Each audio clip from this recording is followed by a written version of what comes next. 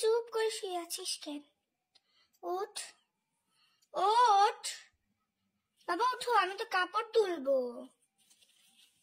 ওঠো ওঠো, আমি একটু কাপড় গুছাই।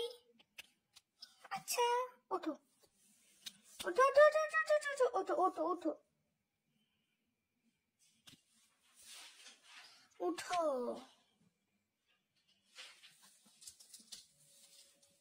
এটা কি শোয়ার জায়গা? উঠবে না তুমি? উঠবে না? উঠবে না? উঠবে না? ওঠো উঠো, এটা তো শোয়ার জায়গা না বাবা, উঠো উঠো। একটা একটা মার দেবে, একটা মার দেবো।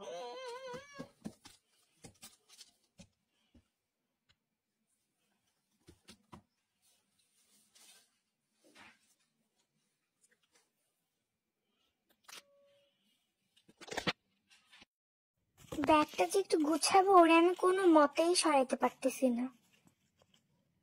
ব্যাগের ভিতরে শুয়ে আছে, ব্যাগের ভিতরে খেলা করছে, ব্যাগের ভিতরেই ঘুমায় যাচ্ছে। কি একটা অবস্থা!